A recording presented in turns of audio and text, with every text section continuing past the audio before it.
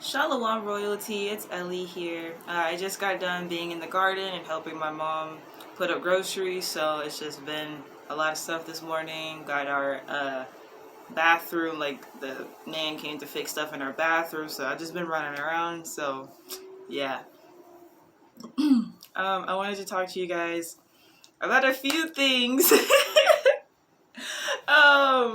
So you're reading the title of the video. I do, of course, want to talk about my veganism journey, and how that is coming to an end, but not permanently. I do want to talk about celibacy, and I do want to talk about my trip to Chicago. So I don't even know what order to put them all in because everything is wild. Everything is wild. So if you will excuse me while this is just a lot, you guys. And I'm only gonna go where Holy Spirit wants me to go. There are some things I'm gonna be vulnerable about, but to protect different people involved, I won't be saying everything because these are my confessions, these are my experiences. But some things, some people don't want put out there into the world. That's one thing about like famous people, like comedians who tell stories about their families, rappers who tell stories in their songs, people who make movies, autobiographies. There is a fly in here, and it's bothersome because I have a candle on that prevents flies. It's like, it has, I think my mom said citronella in it. It's supposed to repel insects, but I'll try to focus. So, I guess first I'll talk about veganism. So, tomorrow's Juneteenth, and that is when my veganism journey ends, my fast. So I did a full body cleanse from the inside out. Hold on a second, there's a lot of noise. And so paying attention to the foods I'm eating, intentionally feeding my body. And the thing about being vegan was like, I didn't mind eating the same thing every day. I'd switch it up every once in a while, like try new things or whatever. But I didn't have to have like extremely extravagant meals on my veganism journey. And my mom, I really appreciate my mom because she really paid attention and she tried her best. Like when she would cook meals to include me, like the other day, she made some soup. It was all vegetable soup. When I tell you it was banging, that's one thing about being in the South, bro. I don't know about people up in the North. I can't say this, but like, folks down here can cook for real. It don't matter what it is. I went to a barbecue for my cousin's going away party. She's going off to the military. They had some grilled vegetables, bro. Them just was bussin'. And like, the cook, he noticed that, I guess he noticed that I ate them. Me and my mom ate them. I don't know if anyone else, well, of course everybody else had some of the vegetables too. But he specifically asked me how they tasted. I was like, these just busted. Like, yo, they're so good. Like, I love living where I live. Like, people ask me all the time, are you gonna move? Are you gonna relocate? I'm like, I'm not gonna move. I'm gonna own some properties in other places. Like, places I'm looking at is like different areas in Mississippi for farming purposes mostly. Because y'all already know what's up. And if you don't know what's up with farming, get it together, okay? Get in the know about that. So that's why Mississippi for the most part. I got some other stuff, but I'm not going to say that. Georgia. I'm looking at Illinois now. I wasn't thinking about, investing in Illinois too much at first. But after being up there, I'm like, it'd probably be a good investment in certain areas. But, yeah, it also made me realize we consume a lot of animal products. If you are vegan or vegetarian, you know what I'm talking about. You gotta you look at some chips, right? You look at chips and you'll be like, oh, I think I can eat these chips. You read the label, may contain egg, may contain milk. Why? Like, what is significant about having these items in this particular meal? Like, there's plenty of different chips that don't use egg or dairy products. So it's like, it's as simple as chips. All you do is get a potato, you fry it, and you put some flavoring on it. So does the flavoring require like the egg and dairy? I don't know. Of course for cheese puffs and stuff like that, like that's cheese. But if it's no cheese flavoring, then what? It's not sour cream, so why do you need dairy? So and maybe pay attention to that. And also, I'm looking for different snacks to eat, and there's just not a lot of options that are not strictly fruits and veggies for you to eat. And it's weird. It's like, why are y'all so comfortable making all this processed food and not even making it to where anyone can eat it? You know, like there's people who are very strict on their particular dietary laws, even if they're not vegan or vegetarian, and they can't eat certain things because it has pork in it or whatever. And it's like, why is this ingredient essential for this particular thing? And why is it everywhere? Why is it, it made me pay attention to things like that. It made me pay attention to what I was putting into my body and how my body was feeling when I would eat. So there would be a couple of times where, like on my trip, right? For the most part, I was able to keep with my fast.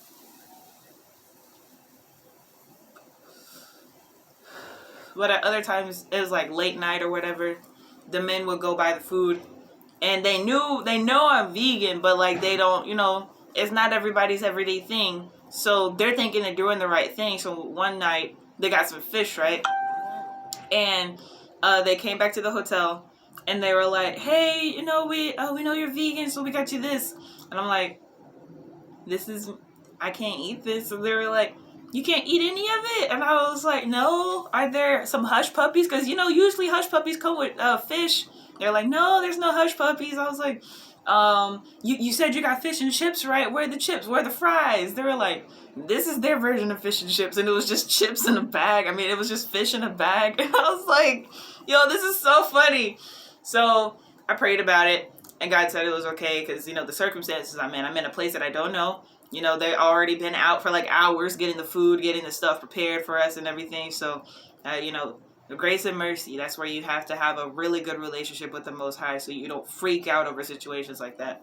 And so it's always a funny situation when I go traveling and my family has to, understand what I'm doing and, accommodate for my needs and stuff. It is the funniest thing because I don't mind going to get my own food. But when you're in a particular situation, people like to treat you. And so when it comes to that, you don't do much. So it's not me going to the grocery store like I do at home. I'm driving the car. I'm going, paying with my card at the store and everything. It's people buying stuff for you. So when we were like, pulling up to a fast food restaurant or whatever, everybody tells the driver what they want. So I was able to, keep up with things like that. But when it came to people treating me, it was a little different. And so that was one of the funny experiences, being vegan. And so we could talk about, should we talk about Chicago or celibacy first? Also during that time too, just understand that spiritual warfare, I'm not even going to just say warfare because it's not all bad. Like when people talk about spirituality, it's like, oh, the spiritual warfare. It's like, just spirit in general is a lot stronger. So you're feeling everything in a very, very, very intense way, whether you want to or not, because your body is being weighed down by meat. So when I would eat meat during those, particular times where it was a weird situation going on or whatever, I felt the heaviness and I didn't feel spirit as much. So that's just one of those things. That's why a lot of spiritual people are vegan or vegetarian or pescatarian. And so, yeah, it just helps you be more in tune and more sensitive to what is going on. So, I guess I'll talk about celibacy first. So, my intentions originally was to be celibate until my entire divorce is finished.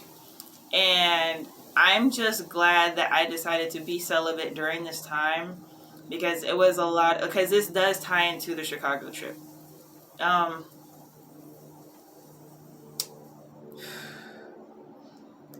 It was times where, I'm not going to say it was tempting because not only was I celibate, I just didn't want to because I didn't think it would be right.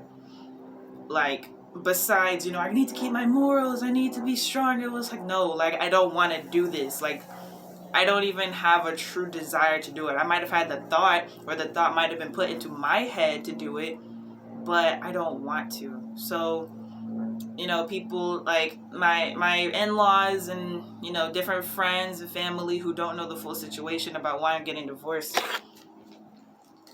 they would say things like, oh, we want you guys to get back together, everything will be fixed. Mind you, my ex-husband has a girlfriend who he brought on the trip as well, so everybody knows about his new girlfriend and everything. And I'm like, y'all see he has moved on. He is in a new relationship. He's very public about his new relationship. I don't see why you guys keep telling me that this man is in love with me. Even though, like, I told my best friend what happened. He was like, after everything, I was like, why is he doing this? Why is he doing this? He was like, he's in love with you. And I'm like, how can someone be in love with me when they're doing the actions they're doing? So it would be like situations where he would like try to talk to me or whatever behind his girlfriend's back.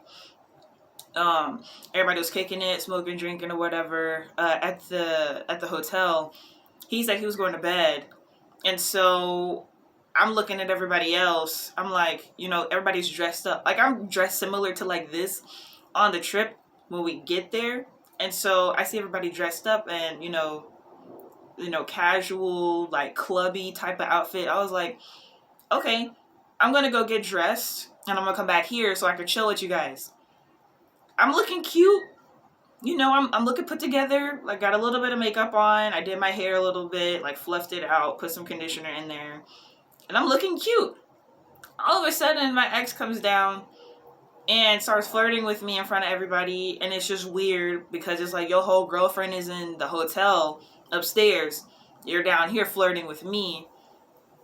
It's stuff like that that is put, like, we can't be together when he's like that.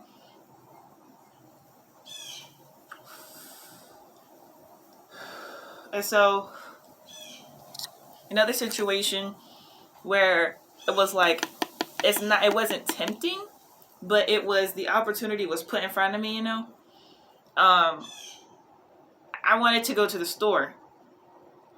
And I was like, hey, can I use your car to go to the store? We had all driven in 2 cars, so it was my ex-husband's car and my in-law's car. So I asked him, can I use his car to go to the store real quick? And he said, if you sleep with me, I'll let you drive the car. And I was like, nah, I'll just walk.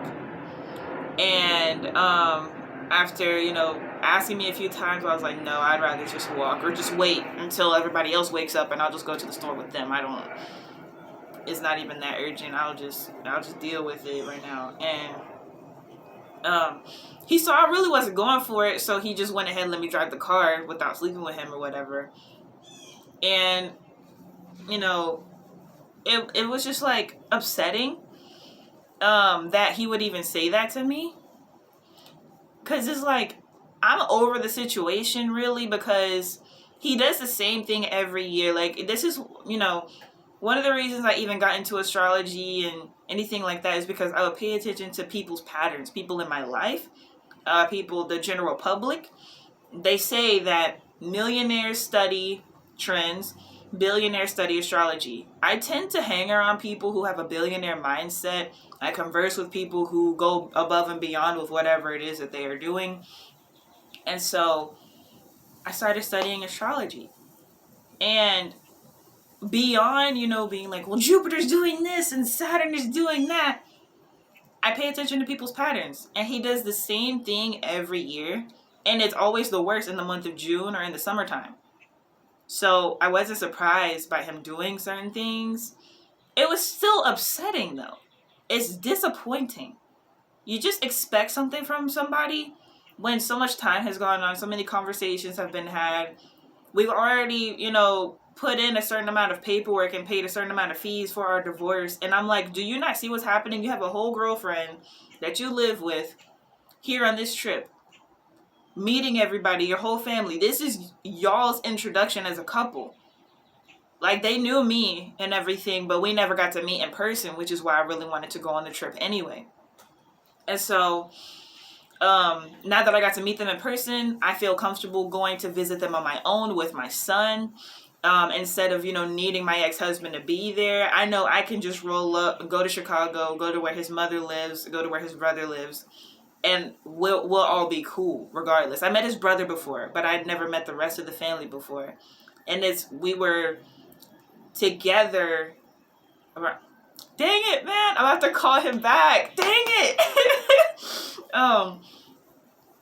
It's just one of my friends. I told, billionaire mindset people. That's one of the people that's calling me right now. So I'll probably just wrap up this video quicker than I thought, so I can get back to him. Or if spirit leads me to keep going, I'll keep going. But regardless, that was why it was such a big deal for me to go. I wanted to go ahead and meet the family before the divorce ends, and have a good relationship with them and everything in the flesh. And so, with all that going on, I'm just trying to have a good time, meet the people that I never got to meet before. And he's doing this, and it's embarrassing. It's making everybody uncomfortable. I could just imagine how his mom felt. He was doing it in front of his mom, you guys. Like, it wasn't just his brother he's trying to be cool in front of. It wasn't just the guys in the family or anything. He was doing this in front of everyone. And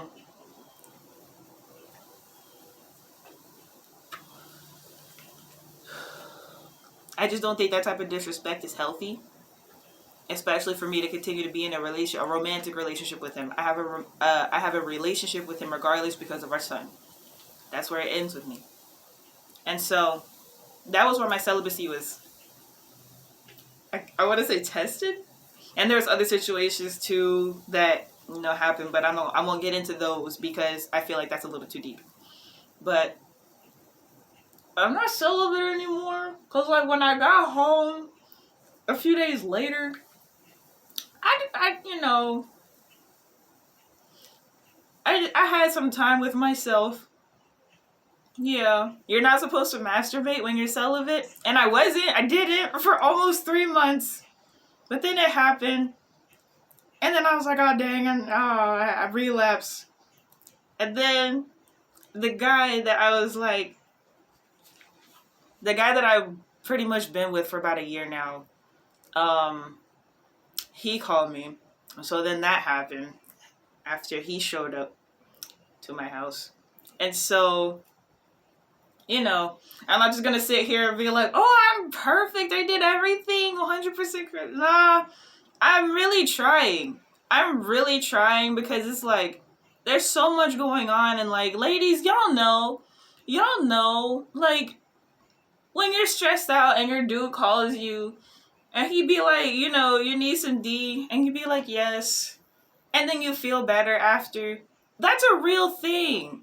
That is a real thing. That was one of the things I enjoyed the most about being married. It was like I never had to worry about anything like that. It was just, we both consented to everything. We're already in a bond and a union. And so those times were never awkward. Now it's awkward for me because I'm battling like spirituality with it and everything. So he knew I was celibate for a while, but he doesn't usually just call me like that. And it'll be very so anyway, that's something I'm working on again. It is what it is. Y'all know what's up. Yeah.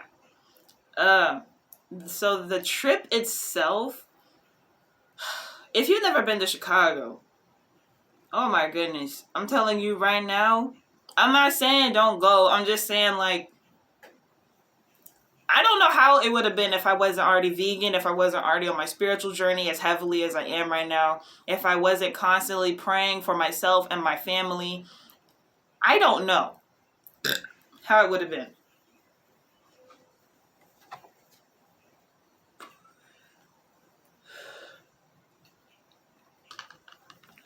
I cannot tell you if things would have gone as well as they went. And so on the trip, me and his girlfriend didn't have any blatant issues happen while we were there.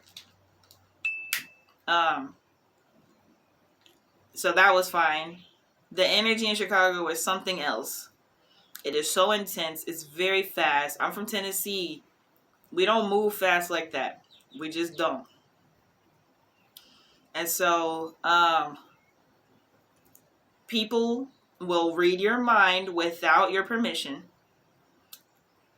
Like, they will read, like, it's one thing to read somebody's energy, discern the spirits and whatnot. That's totally appropriate in every situation. But it's different to read someone's thoughts without consent. And they read your thoughts without your consent. It does not matter.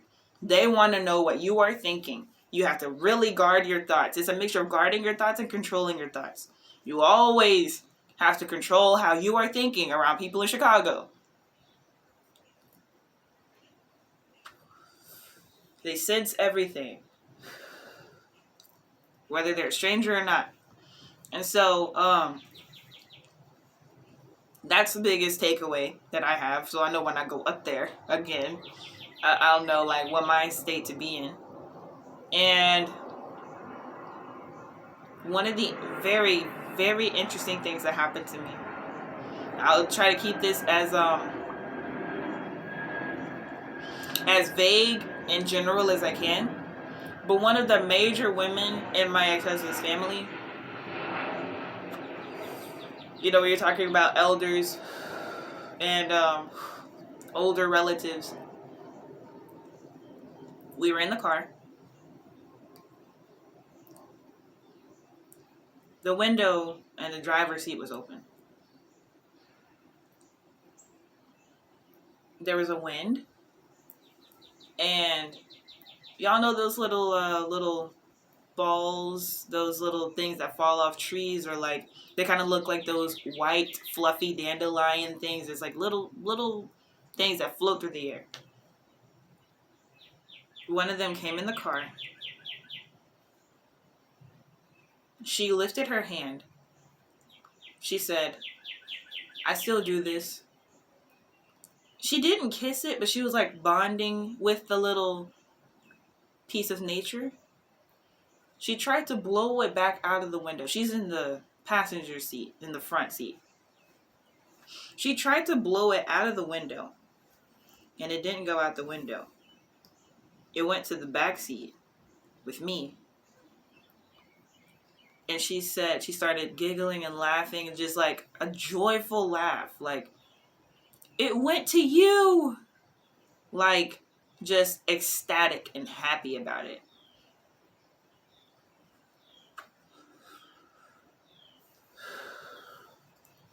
And at the time, I didn't know what to make of it. Because I knew what I had already been going through for the past 2 years spiritually. And I'm like,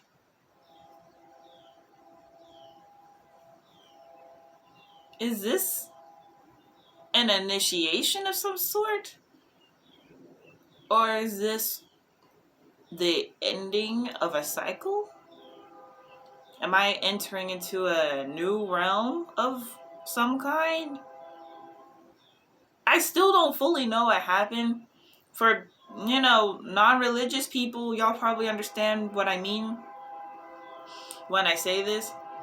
I used to look into fairies a little while ago, and I have my own philosophy about fairies, or the fae. You have fallen angels who enact their role as demons to try to cause havoc intentionally for humans. Then you have the fae, who tend to take care of nature. They are the plants. They are beings that cater to the plants and the insects. Some of them are insects.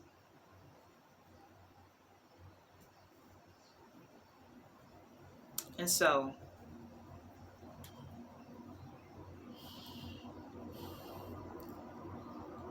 that was the only thing that made sense to me at the time. Still now. Because I don't know what else that could mean. So that's just where my head has been at since I got home. I've taken a week off of everything besides you guys. Like I haven't returned text messages or emails for my business. I haven't been active in my real estate Facebook group. I haven't done anything to my website. I just didn't feel like this week. I was like, I'm gonna take off. I'm going to just take off everything this week besides you guys, and my journey with the Lord here on this channel.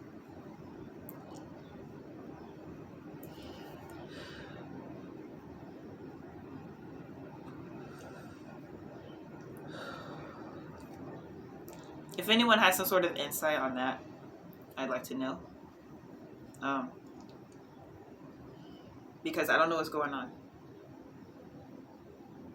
Like, on top of the energy already being intense in the area that we were in, then that happened. I was like, I don't know what's happening.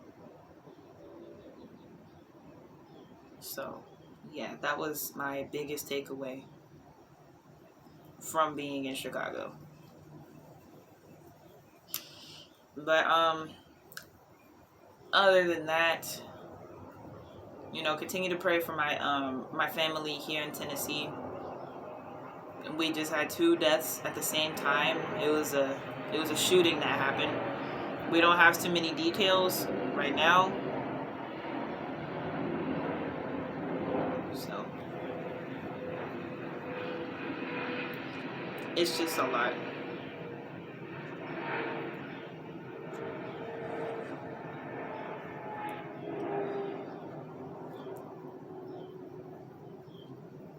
It's a lot. But I hope you guys are doing okay. It's a lot going on in the world in general right now.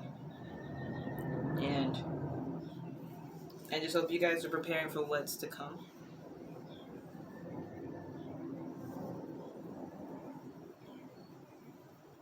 We already know what's coming, especially us people who read the Bible and actually read it.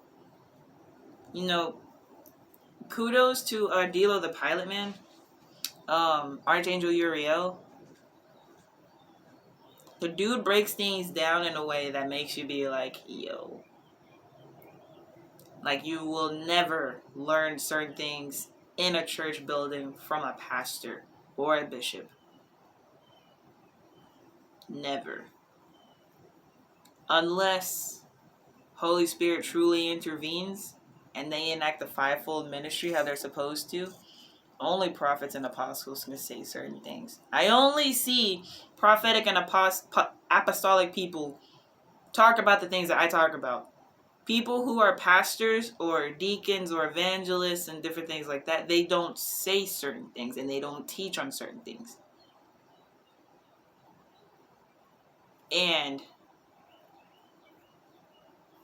me doing things on my own, learning, whether it be on YouTube, reading books, talking to different prophetic people, I don't know what to say. I don't know what to say. Our entire existence is a lie, especially for Black people. All they want you to know is that you were slaves and now you live here. We were never slaves. Do you know who we are? Because I know who my father is. He's not from here. A lot of these other people aren't from here either. And let's just say that they're not fairies who are here to bring good on the earth and take care of nature. Because they sure ain't been taking care of nature. They don't even take care of us people. We're not people, but you know what I'm saying.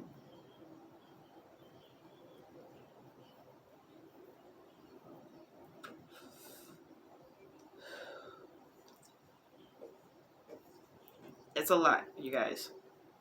So,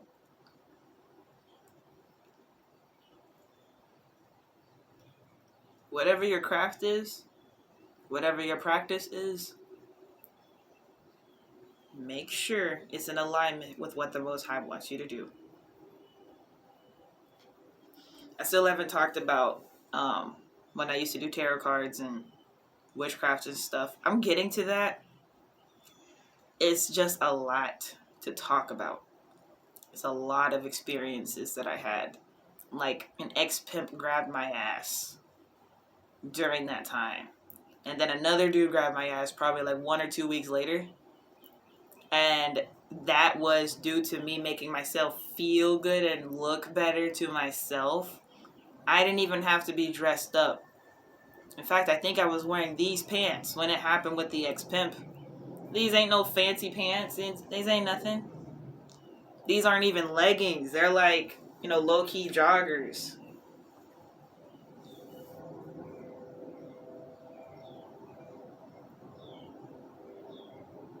Don't play with stuff that you don't know. Don't play with unfamiliar tools.